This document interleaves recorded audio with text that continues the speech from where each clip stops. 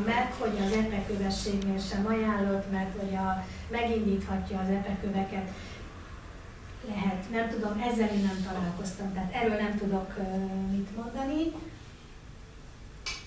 Viszont az orbáncfű, a citronfű mind segít abban, hogy az idegességnek az a tünete, ugye az ember ideges, akkor ugye megnő a sortermelés, fáj a gyomrom, tehát kialakul a gyomorsaktúltengés, abból kialakul a reflux, abból kialakul a nyelőcsőfekély, aztán utána még a hangunk is elmegy, mert a szervezet védekezik a sav, illetve a gázok ellen, és bevonja egy réteggel a hangszálakat, és ez megakadályozza, hogy a hangszálak működjenek, és egyszerűen elmegy az ember hangja.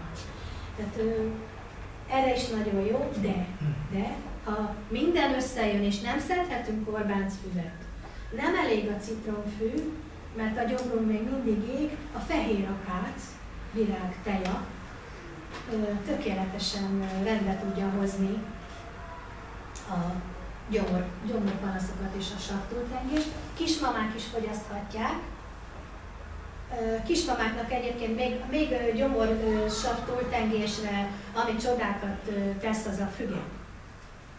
Kismamáknak kifejezetten ajánlott a fügeevés pont ezért, mert ugye amikor a magzat elér egy bizonyos méretet a pocakban, akkor elkezdi fölfele nyomni a gyomrot, és kialakul a gyomorsav, és ilyenkor túltengés, és ilyenkor szoktak az apukák arra ébredni éjjel, hogy anyuka ül az ágyban és csak eszik.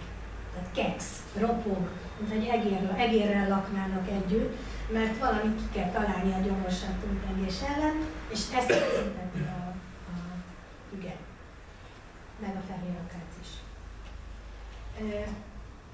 Amikor már kialakult a gyomorsav túltengésből a gyomorgurut, a nyelőcsőfekély, az apró bojtorjának a nyákoldó gyulladás csökkentő hatása körömvirággal kombinálva teljesen meg tudja szüntetni azt a gyomorgurutot, ami akár éveken keresztül kínozta az illetőt.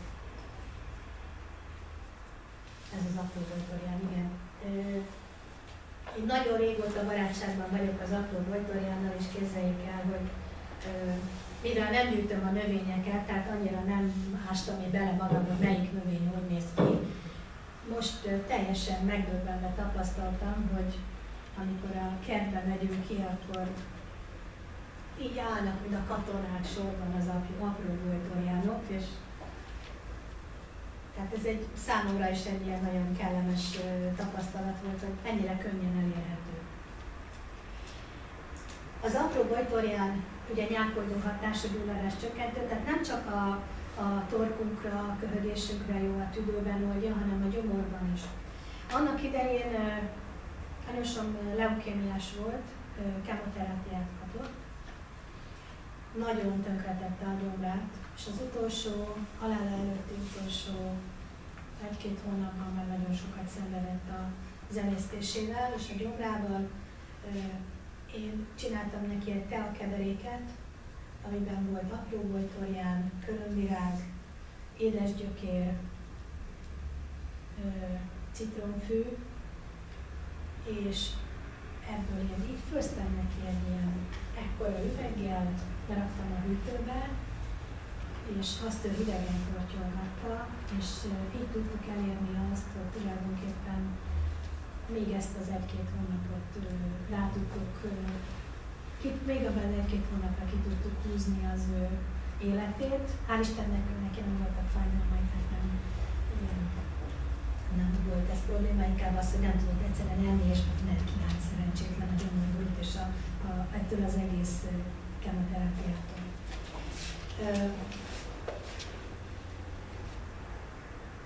A levendulát, ugye mondtam, hogy majd arról még többet fogok beszélni, de közben aztán beszéltem is róla. Tehát a levendulát fájdalomcsillapítóként én nagyon ajánlom, akinek ideggyulladása van, vagy izületi fájdalmai, vagy ilyen problémái vannak, és ugyanebben az izületi gyulladásos, bőrgyulladásos problémákban én a levendula mellé még a propolis szoktam használni. A propolis tinktúra is jó, és szoktam propolis krémet készíteni otthon házilag. Szerencsére van a családban méhész, ezért hozzájutunk a propolishoz, és ezért szoktam nagyobb mennyiségű krémet készíteni. Hát, anyósom halála után az én szervezetem úgy reagált a gyászra és a fájdalomra, hogy kijött a gerincsérülem és az ideggyulladásom, egy ülőideggyulladás. Nem kívánom senkinek. Tehát ez valami pokol, akkor ül az ember éjjel, meg áll, meg fekszik, meg mindent csinál, és kaparja a falat a fájdalomtól, és akkor a propolis kenőccsel kezeltem magam, ami nagyon jót tett, és az utamba sodort egy kiropraktor vagy manuál terapeutát is az élet. Tehát amikor egy ilyen problémát van, hogy gerincsér, ideggyulladás, mozgásszervi probléma, ami már megakadályozza, hogy egy normális életminőséget éljünk, akkor a propolis, a levendula, a kiropraktor vagy manuál terapeuta ki hogyan ismeri, és még egy csoda, ami itt a középben kapható, a zselatin. A zselatint kívülről is, meg belülről is fogyasszuk. Tehát kívülről elkészítjük a zselatint a leírása szerint, rákenjük az adott testterületre, tehát akár vállízület. Ez az ízületi kopásoknál olyan szó szerint beszívódik. Tehát beszívódik az ízületbe, és az ízületi kopásoknál eltűnt a kocsonyás anyag, ugye, ami megakadályozza azt, hogy csonton forduljon, tehát hogy egy nagyon erős fájdalom legyen, és a rugalmasságát ugye a mozgásunknak adja, amikor ez eltűnik, akkor ezt tudjuk pótolni ezzel a zselatinnal, elkészítjük, rákenjük, hagyjuk megszáradni, majd lemossuk, és utána egy fekete nadálytő tinktúrával még átdögöljük az izületet, és biztos, hogy teljesen rendbe fog jönni, és hogyha naponta még egy kanál elkészített zselatint is fogyasztunk, akkor rendbe jövünk. Gyuri bácsi előadásán hallottam a következő történetet, ő mesélte el, egy idős hölgy fordult hozzá, hogy csípőizület protézis műtétre vár, és mondták neki, hogy jó, majd 5 év múlva. És mondta, hogy de hát neki rettenetesen fáj. Mondták, hogy sajnálják, várólista van. Hát ő elment a Gyuri bácsi, és mondta neki a Gyuri bácsi, hogy tessék megpróbálni a zselatint. Ment vissza pár hónap múlva, és kiabált a sorból, hogy ő mondani akar valamit, tessék parancsolni, hát nem emlékezett már rá, ugye rengeteg ember fordult meg nála, és mondta, hogy hát ő azt szeretné elmondani, hogy ő most volt az orvosnál ellenőrzésen, és csináltak nála röntgenfelvételt, meg ezt, meg azt, és megkérdezték tőle, hogy tulajdonképpen miért akarják az ő csípőjét megutálni. És akkor kérdezte a Gyuri bácsi, hogy ennyire jó lett, azt mondja, igen, de azt mondja, ugye én nem kentem magam. Azt mondja, akkor mit csinált? Azt mondja, megettem. Tehát, úgyhogy érdemes ezeket a... Csak annyit, hogy ne legyen olyan motor, hogy minden reggel elkészíteni ezt a kis zselatint és megenni, nagyobb adagot jelent. Ne, nyugodtan el lehet készíteni. Persze! Persze! Minden nap kinyomni belőle egyet. Persze! Nem kell naponta. Igen, nem kell naponta, tehát nyugodtan elkészíthetjük az egészet, ami az acskóban van, és azt szépen rájárunk, lehet massolni. De akár igen. Hát most azt szoktam mondani, amikor mondják, hogy majd nincs jó íze a tejának, ezek nem élvezeti cikkek. Tehát ez nem élvezeti teja, viszont a hatása utána az már maga az élvezet. Tehát nem mindegy, hogy akkor már milyen minősége lesz az életünknek.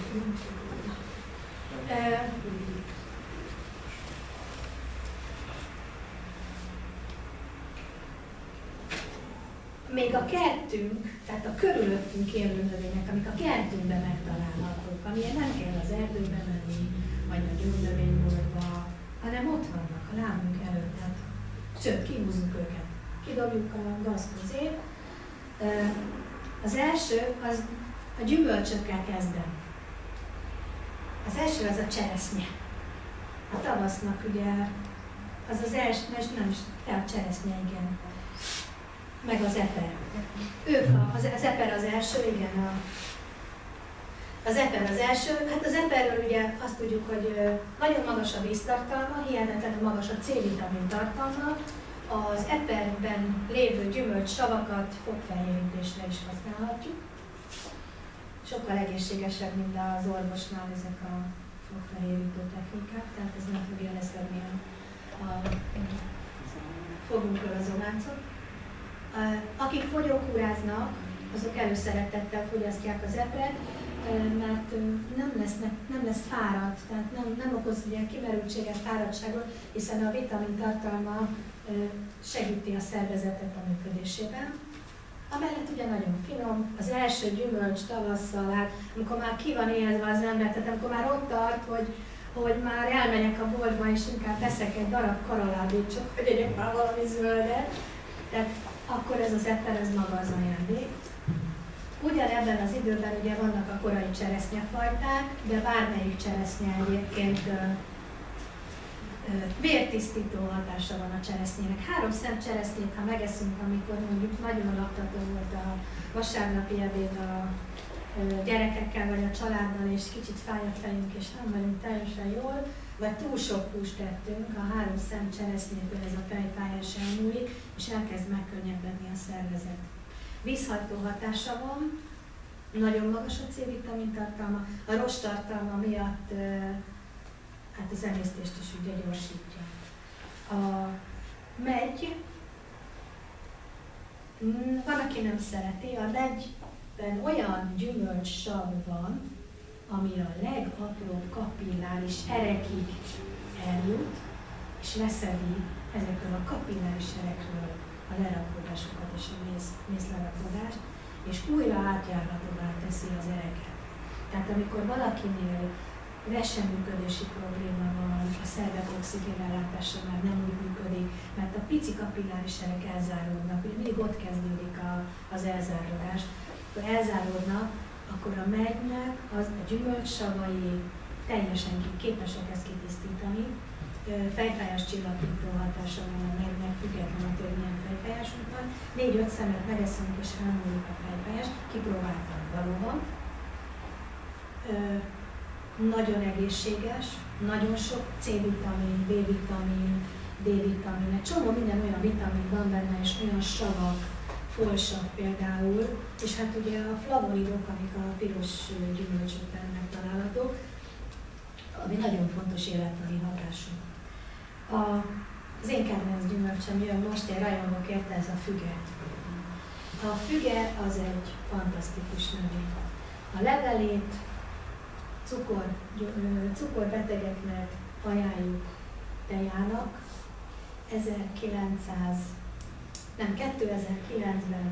2009-ben Magyarországon orvosi kísérletek bizonyították, hogy a fügelevél teja teljesen képes elmulasztani a cukorbetegséget. A fügelevél teját úgy készítjük, hogy 1 evőkanál fügelevelet 1 liter vízzel elkezdünk forralni. 15-20 percig forraljuk addig, amíg a felére le nem csökken a vízmennyiség, és akkor ezt, ha egy kicsit kihűlt, megisszuk. Napi 1 vagy 2 csésze, a cukorbetegség súlyosságától függően ajánlom. Körülbelül a második hét táján már érzékelhetően csökken a vércukorszint, normalizálódni kezd. Azt hozzá kell tennem, hogy nagyon fontos közben az ellenőrzés és az odafigyelés, mert ugye azért egy hipoglikémiás kóma, vagy egy hiperglikémiás kóma, tehát amikor túl magas a vércukor és túl alacsony az vércukor, ez nem célunk ezt elérni. Tehát egy szigorú vércukorszint ellenőrzés mellett vigyunk, de csodákra képes. Maga a szárából kijövő lé, ez a fehér lé, ez gyulladás csökkentő hatású és öregedést gátló, tehát az arcunkra kenjük, gyönyörű fiatalos bőrt kaphatunk. A gyümölcs maga nagyon egészséges, csökkenti az étvágyat, fogyókúrázóknak nagyon jó, Ugye, mint említettem, a gyomorsav túltengést is csökkenti, hát ugye a gyomorsav mennyisége és az étvágyunk ugye összefügg. Olyan oldódó rostokat tartalmaz, hogy segít a koleszterin szint csökkentésében. Tehát ugyanúgy működik a füge, mint amikor utifű maghéjat keverünk a joghurtunkba, hogy a zsírokat megakadályozzuk, hogy felszívódjanak. Tehát magába szívja a zsírokat a gyomrunkból, illetve amit megettünk abból, nem engedi felszívódni, ezáltal csökken a koleszterin szint a szervezetben. A B-vitaminok vannak benne, nagyon magas a folsav tartalma. Nagyon jót tesz a szervezetnek. Hát most mondjam azt, hogy a déli országokban, ugye Görögország, Olaszország fogyasztják a fügét, teszik az olívaolajat, 200-ig éjjel.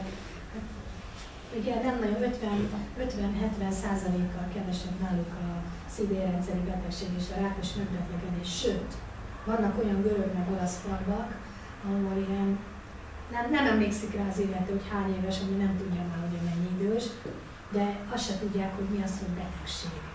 Tehát még mindig dolgoznak, egészségesek, eszik a fügét, iszák az olajat, meg a vörösbort. Ez a füge, ez egy nagyon jó dolog. Tehát fogyasszuk. Bocsánat, csak érdekességképpen, hogy viccesnek számomra mondom, hogy a zöldelit biztos többen ismerik, úgy érsz a fügét, hogy szállított egy csipexszel. Az nagyon jó. Aszalt füge. Egy fügében van 1,2 mg vas. Egy felnőtt embernek a napi vas szükséglete 12 mg, egy férfinak, egy nőnek meg 15. Tehát akkor 50% a kálcium tartalma. Több, mint a tejnek. Nagyon, egészen fantasztikus. Én egyébként nagyon szeretem, tehát én független látom, hogy jó vagy nem jó, én imádom a fügét. Asszalról mindenhogy jöhet. Az utifű, ugye utifű mag, említettem az utifüvet, hát az utifűből ugye kétfélét különböztetünk meg, az egyik a lándzsás utifű, a másik a széles levelű. A lándzsás utifüvet általában kölgéscsillapítónak használjuk, szirupnak, tejának. Ő az ismertebb. A széles levelű utifű, a nagymamám mindig azt mondta gyerekkoromban, akkor még nem értettem, hogy miért mondja, most már tudom. Mindig azt mondta nekem, hogy figyelj kislányom, amikor a békának valami baja van, akkor elmegy és keres magának utifüvet. És néztem rá, hogy hát jó van, hát mondottam, biztos igaza van, nem értettem, miért mondja. Sebgyógyító hatása van, antibiotikumot tartalmaz a levele, rovarcsípésre használjuk. Már kinn a kertben, tehát dolgozunk kinn a kertben, megcsíp a szúnyog, a varázsa, bármi, összemorzsolgatjuk az utifüvet, rádörzsöljük a csípésre, és enyhül a fájdalom meg a viszketés. Mérges pók csípésre. Itt a környéken előszeretettel leledzik egy pók, aminek ilyen fehér potoha van. Földi póknak hívják, vagy nem tudom mi, és mérges a csípésre. Igen. Szongáliai cserők. Na hát. 6 cm. Nem, ez és a földben lakik egy függően. Hát ez ilyen pici.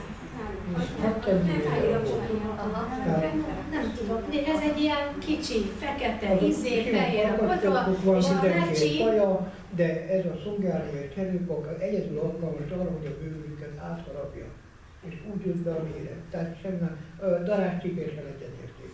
Hát ez a kis fekete, ez meg olyan mérget tartalmaz, hogy olyan sebet csinál, olyan tájogos seb lesz belőle. De akkor másról beszélünk, tehát ha megyek a mezőn, akkor van 80... Nem, ez a kertben lakik. Előszeretettel imád lenni az eper levelei alatt. Tehát borzasztó, utálom. Minden évben egyszer megcsíp, ez biztos. Amire vigyázni kell az, hogy megyek a mezőn, 80 cm magasan van egy ilyen lapos háló. Na, ahhoz a pókhoz nem szabad hozzányúlni. Én hát eltem egy ilyesben, nagy módban rá, de ez a kis fekete javajás, ez szörnyű. Ez a két pókfaj van, aminek a manása alkalmas arra, hogy az emberi bőrt átvágja. Tehát a csáprág olyan alkalmas, azon kívül nincsen más. Ez a kis fekete javajás, ez ilyen pici csípést, egy pici pont, nem látszik semmi. Aztán 2 nap múlva elkezd fájni az ember lába, de valami kegyetlenül. feldagad, alig bír ráállni, vagy ha éppen valahol, ahol megcsipkel,